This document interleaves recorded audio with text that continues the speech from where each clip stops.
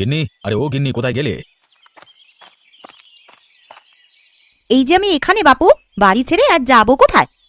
বলি সকাল হয়েছে যে, সে খবর কি আছে? আমাকে তো বাজারে যেতে হবে, না হলে দুপুরে খাবে কি তোমরা? সে যাবেক্ষণ, দুটো খেয়ে তারপরে যেও। আমি পান্তা ভাত আর লঙ্কা রেখে দিয়েছি, একটা পেঁয়াজ দিয়ে খেয়ে যাও। মা কোথায়? মাকে তো সকাল থেকে দেখছি না। কোথায় আবার যাবেন, গেছেন রোজকার মতন পাড়ায় হাঁটতে। এই বুড়ো বয়সে কেন যে বের হয় মা বুঝি না। পড়ে গিয়ে ব্যথা পেলে তখন কি উপায় হবে? কম তো মানা করি না, না শুনলে কি করব? মায়া কোথায়? ওকেও তো দেখতে পাচ্ছি না। সে মহারানীও দিদার সাথে বেরিয়েছেন ওই পাড়ায় ঘুরতে। ও আচ্ছা, তাহলে তো বেশ ভালো হয়েছে। মা বুড়ো মানুষ, মায়া সাথে থাকলে আর চিন্তা হবে না। সে না হয় চিন্তা হলো না, কিন্তু স্কুলে যেতে এই যে দেরি হয়ে যায় প্রতিদিন। আচ্ছা, আমি মাকে বলে দেবো যেন এবার থেকে তাড়াতাড়ি ফিরে আসে, কেমন? আচ্ছা, এখন খেয়ে দিয়ে বাজারে যাও, বাজার নিয়ে এলে ও বেলায় রান্না করব আমি। আচ্ছা আচ্ছা, আমি হাত মুখ ধুয়ে আসি, তুমি ভাত দাও। আচ্ছা ঠিক আছে।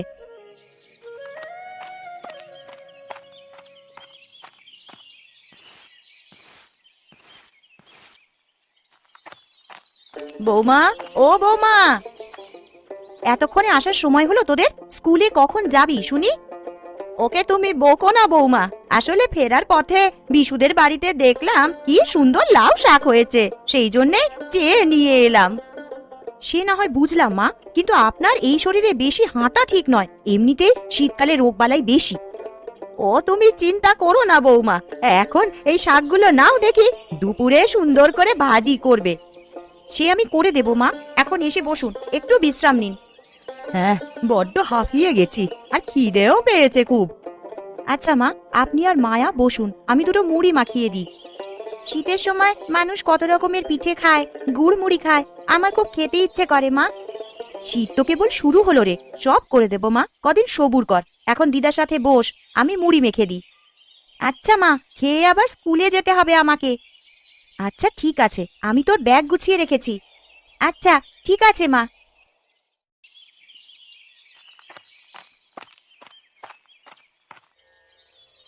মায়া দিদি, ও মায়া দিদি, তুমি কোথায়? এই যে বিটকেল, আমি এখানে। আমার নাম বিজয়, আর তুমি আমাকে শুধু পিটকেল বলে ডাকো কেন দিদি?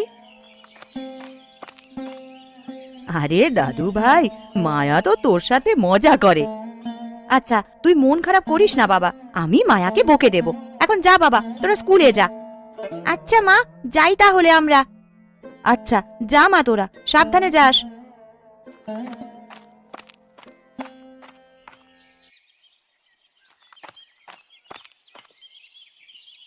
মা, ও মা, কোথায় গেলে? আমি রান্না করছি রে মা। তোর স্কুল শেষ? হ্যাঁ মা, স্কুল ছুটি হয়ে গিয়েছে, এইমাত্র এলাম আমি। এখন ব্যাগ রেখে হাত মুখ ধুয়ে আয় দেখি দিদি ভাই। হাত মুখ ধুয়ে দিদার কাছে বস, আমার রান্না শেষ হলে স্নান সেরে খেতে বসবো আমরা একসাথে। আচ্ছা মা, ঠিক আছে। আচ্ছা দিদা, তুমি সারাদিন বসে থাকো, তোমার খারাপ লাগে না? খারাপ লেগে কি হবে রে দিদি ভাই, তোদের মতন বয়সে আমিও খুব দুরন্ত ছিলাম রে, বয়সের ভারে আজ না হয় নুয়ে পড়েছি। আমার খুব খারাপ লাগে জানো দিদা। কেন রে দিদি ভাই? এই যে আমিও তোমার মতন একসময় বুড়ো হয়ে গেলে আর এইভাবে ঘুরে বেড়াতে পারবো না। সবাইকেই যে বুড়ো হতে হবে রে দিদি ভাই। দুজনে এবার খেতে বসো দেখি, গল্প তো অনেক হলো। তুমিও আমাদের সাথে এসো বৌমা। হ্যাঁ মা, আপনারা বসুন, আমি খাবার নিয়ে আসছি। আজকের শাক ভাজিটা দারুণ হয়েছে বৌমা, অনেক দিন বাদে এমন শাক ভাজি খেলাম। আচ্ছা মা, আপনি পেট ভরে ভাত খান মা। হ্যাঁ মা, শাকটা আসলেই অনেক মজা লাগছে।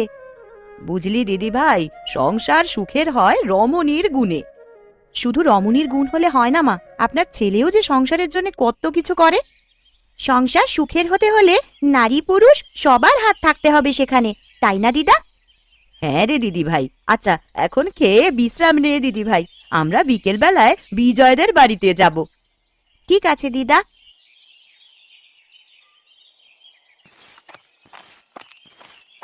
ওই গো ছোট বউ, বাড়িতে আছো নাকি?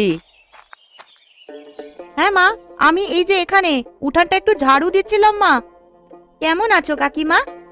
আরে মায়া বুড়ি যে, আমরা ভালো আছি মা, তোরা কেমন আছিস? আমরাও ভালো আছি কাকিমা। তা দুপুরে খেয়েছিস? আমাদের বাড়িতে দুটো ভাত খা মা। না কাকিমা, দুপুরে খেয়েছি আমরা। কাকা কোথায় গেছে? কাকাকে দেখতে পাচ্ছি না যে। তোর কাকা মাঠে গেছে রে মা। তোর বাবা আজকে মাঠে যেতে পারবে না বলেছিলেন, তাই তোর কাকা একাই গেছে আজকে। তা কাকা দুপুরে খেয়েছে? সেই সকাল থেকে মাঠে গেছে? হ্যাঁ খেয়েছে, বিজয় গিয়ে খাবার দিয়ে এসেছে। আরে দিদা, মায়া দিদি, কখন এলে তোমরা? এই যে দাদু ভাই, আমরা এখনই এলাম। স্কুল শেষ করে মায়ার সাথে বাড়িতে গেলি না কেন দাদু ভাই? মা তাড়াতাড়ি বাড়িতে আসতে বলেছিল যে বাবার জন্য খাবার নিয়ে মাঠে যেতে হবে, তাই। আচ্ছা ঠিক আছে দাদু ভাই, এখন চল আমরা পাড়ায় একটু হেঁটে আসি। সত্যি দিদা? হ্যাঁ রে দাদু ভাই, চল আমরা ঘুরে আসি। সে কি মা, এখনই তো এলেন, আবার এখনই কোথায় যাবেন? ঘরে বসে থাকতে আর ভালো লাগে না রে মা, আমি বরং ওদের নিয়ে একটু ঘুরে আসি, মনটা ভালো থাকবে। আচ্ছা তবে যান মা, ঘুরে আসুন। রাতে কিন্তু মায়া আর আপনি খেয়ে যাবেন, এই বলে দিলাম। আচ্ছা ঠিক আছে বৌমা। চলো চলো দিদা, নাহলে সন্ধ্যা হয়ে যাবে। আচ্ছা চল দাদু ভাই, চল।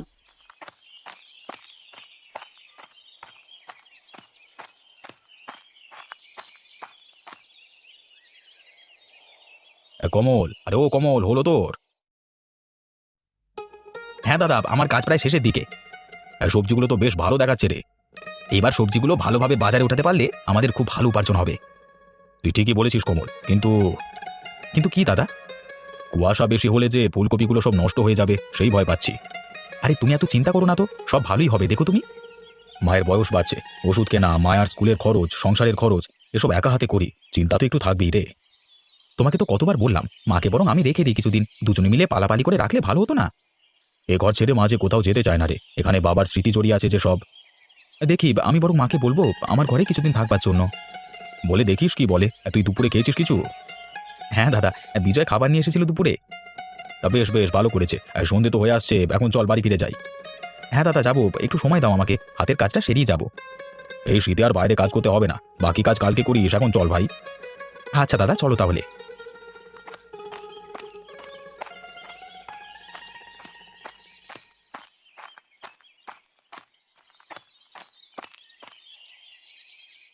কই গো গিন্নি, কোথায় গেলে তুমি? এই যে আমি এখানে রাতের জন্য রান্না করছিলাম, মাকে আর মায়াকে রাতে আমাদের ঘরে খেয়ে যেতে বলেছি। তা বেশ ভালো করেছো, মা তো ও ঘর ছেড়ে এ ঘরে আসতেই চায় না। ও ঘরে বাবার স্মৃতি রেখে তিনি যে কোথাও যেতে চান না। আচ্ছা যাও, তুমি রান্না করো গিয়ে, আর আমি হাত মুখ ধুয়ে মায়ের সাথে দুদণ্ড গল্প করি গিয়ে। আচ্ছা ঠিক আছে।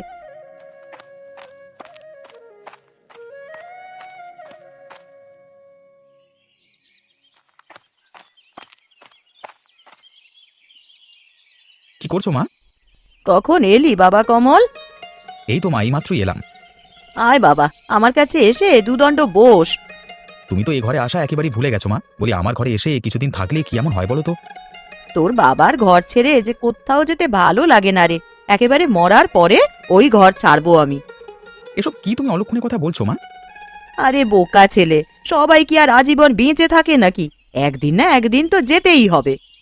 থাক থাক, এসব রাখো এখন। তুমি আমার ঘরে কদিন থাকবে আর দাদার ঘরে কদিন থাকবে, এই হলো আমার শেষ কথা। আচ্ছা সে দেখা যাবে খন। তাহলে দিদার সাথে আমিও কিন্তু এখানেই থাকবো কাকু, আমিও তো তোমাদের মা, তাই না বলো? হ্যাঁ, তুমি তো আমাদের ছোট মা। তোমাদের গল্প হলো, খেতে এসো, আমার রান্না শেষ। আচ্ছা মা, এখন চলো সবাই খেতে যাই, আমার বড্ড খিদে পেয়েছে। হ্যাঁ বাবা, তাই চল।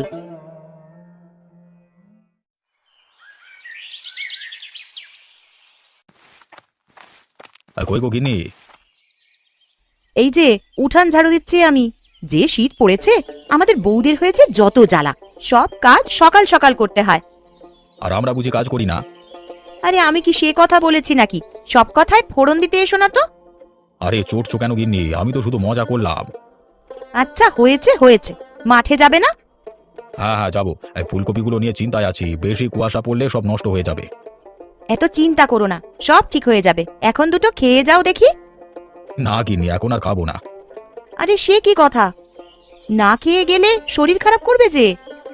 ও কিছু হবে না, একটু বেলা বাড়লেই আমি বাড়ি আসবো, তখন খেয়ে নেবো। এখন আসি গিন্নি আমি, কেমন?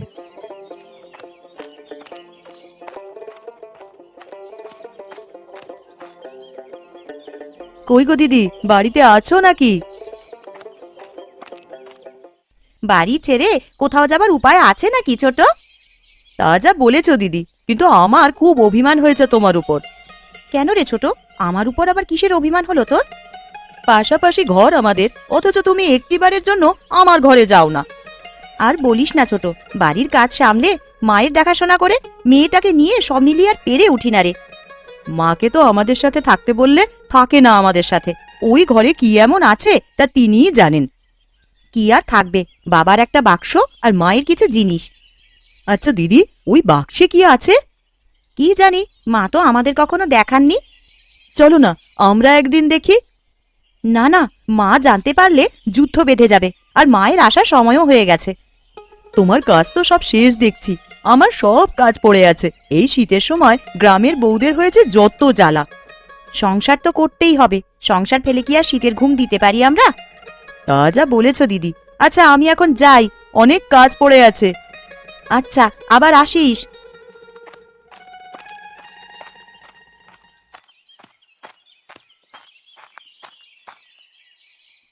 বৌমা, ও বৌমা। হ্যাঁ মা, বলুন। আমাকে একটু ধরো তো, আমার মাথাটা কেমন যেন ঘুরছে। সে কি মা, আপনার শরীর খারাপ লাগছে নাকি? কি হচ্ছে আমায় বলুন। আসার পথে শিবুদের বাড়ির ওখান থেকেই মাথাটা কেমন যেন ঘুরছে। এখানে একটু বসুন মা, সকাল থেকে না খেয়ে গ্রামে হাঁটলে তো শরীর খারাপ করবেই। আমি বরং রানীকে ডাকি। আচ্ছা, ডাকো।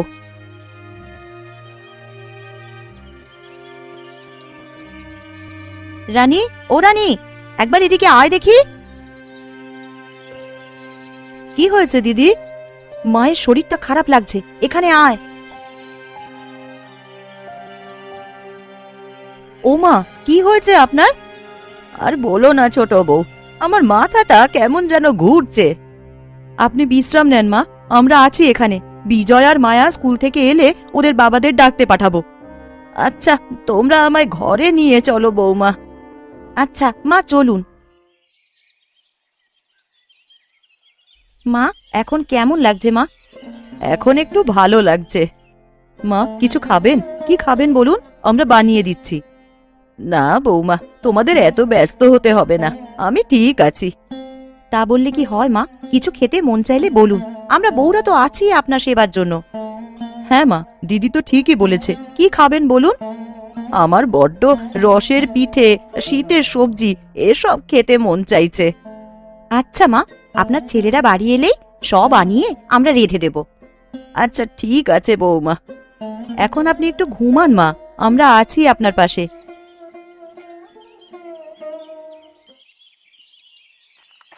আরে কমল, ফুলকপিগুলো কেমন যেন দেখা যাচ্ছে রে। তাই তো মনে হচ্ছে দাদা, চলো তো কাছে গিয়ে একবার দেখি। দাদা, আমাদের যে সর্বনাশ হয়ে গেল দাদা, ফুলকপিগুলো সব নষ্ট হয়ে গেছে যে। আমরা তো গরিব মানুষ, তারপরও বিধাতা কেন আমাদের সাথে এমন করেন রে ভাই। এখন কি হবে আমাদের? শীতের পিঠের আয়োজন হবে পরশুদিন, সবার বাড়িতে পিঠে বানানো হবে। আমাদের ছেলেপুলেগুলো কি না খেয়ে থাকবে দাদা? আমাদের মতো গরিব মানুষের আবার শীতের পিঠের আয়োজন, বেঁচে আছি এই ঢের। আমরা না হয় সেটা বুঝি দাদা, কিন্তু ছেলে মেয়েদের কি বলে বোঝাবো, ওরা যে অবুঝ। আচ্ছা, সে দেখা যাবে। সন্ধ্যায় না হয় মহাজনের কাছ থেকে টাকা ধার করে নিয়ে আসবো। বাবা, কাকা, তোমরা এক্ষুনি বাড়িতে চলো। কেন রে মা, কি হয়েছে? আরে এমন হাঁপাচ্ছিস কেন? দিদার খুব শরীর খারাপ, মা এখনই তোমাদের বাড়িতে যেতে বলেছে। সে কি কথা, মা কি হয়েছে? সকালেও তো মাকে দেখে এলাম, গ্রামে গেছে হাঁটতে। বাড়িতে ফিরেই দিদা অসুস্থ হয়ে গেছে। মাকে কতবার বলেছি সকাল সকাল এই বয়সে এভাবে হেঁটে বেরিও না, কে শোনে কার কথা।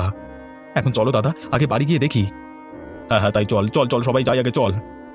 হ্যাঁ তাই চলো।